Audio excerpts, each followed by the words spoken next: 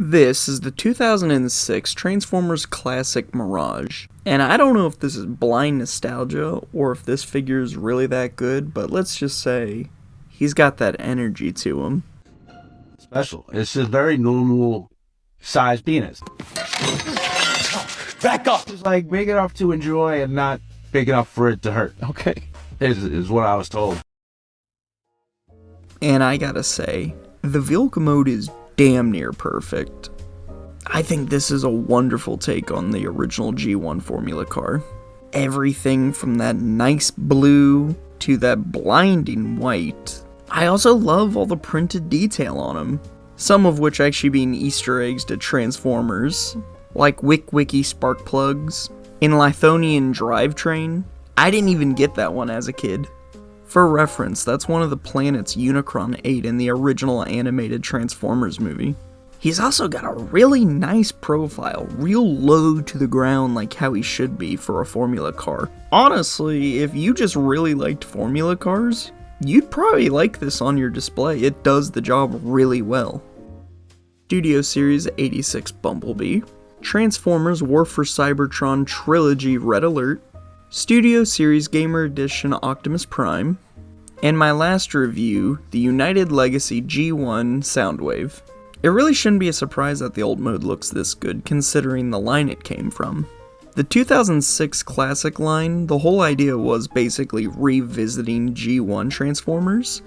For the most part, all the figures follow the same pattern of having really good old modes, and then having either really bad transformations or really bad robot modes. I guess the question is, does Mirage break the mold?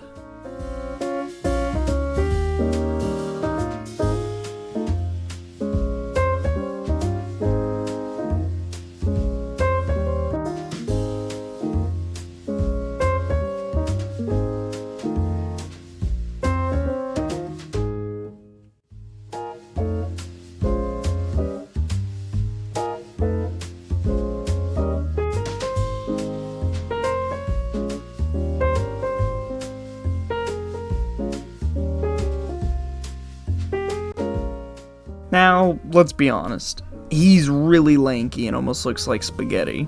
So this is really going to come down to personal preference. Personally, I kinda love that this nice little chunky little race car becomes this really tall lanky dude.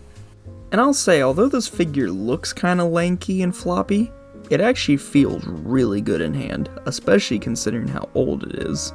Now there were a couple joints that I had to do the old-fashioned floor polish trick with, and that worked fairly well, but I've recently been converted. His wrist pivot was outrageously tight, and even slightly unscrewing the arm didn't do much.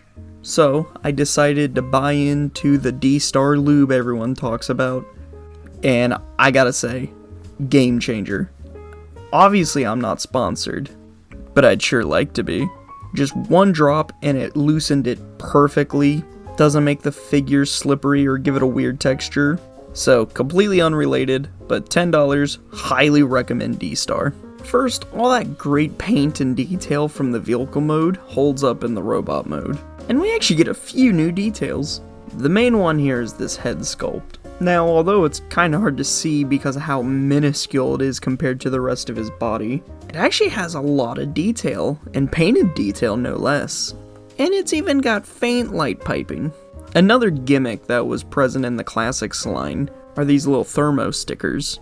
They appear black, but if you heat them up enough, they actually slowly change color. A bit of a gimmick, but, you know, it was the time. It's better than most of the gimmicks Hasbro does nowadays anyway. The only part of the robot mode that I can really see be a problem for most people is the front of the car on his back. That weird, goofy look has actually grown on me, but I can definitely get it if that killed it for some people. I know I more than likely broke my original copy as a kid because I would have sworn it transformed more than that. It just didn't look right to me. So while I don't mind, I could definitely see it. The very nose of the car actually comes off becoming this little crossbow looking thing. And it looks just weird enough and just unique enough that I quite like it. The only issue with weapons like this is if you lose the weapon, you can never fully complete the transformation. So do not lose the weapon. Now for posability, the head is on a hinge ball joint combination, which allows him to do a full 360, and look down this low, and up practically not at all. We have a hinge at the shoulder, a ball joint at the shoulder, which allows him to extend his arm and do a full 360. We get a swivel at the bicep, and a double jointed elbow. We get a pivot at the wrist, full 360 waist. Each skirt flap can move individually. He can kick this high. We can bring his leg back this far. A double jointed knee. And at his toe, he has a ball joint hinge combination, which allows him to extend his toe and get a toe pivot. All things considered, while his posability isn't perfect, for a figure of the time, it is way above expectations. And this guy can do poses high-end Hasbro figures made 20 years after the fact can't do. Bumblebee, Red Alert, Optimus Prime, Soundwave.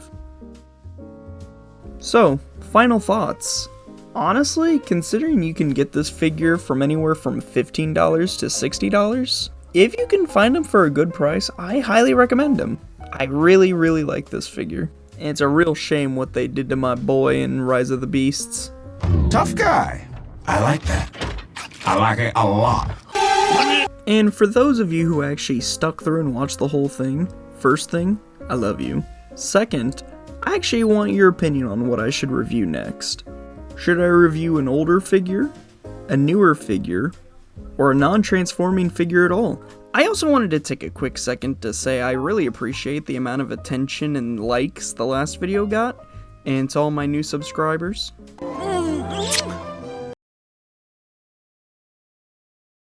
Now for our fact that'll scare the crap out of you. Turn to page 70 for fact 255.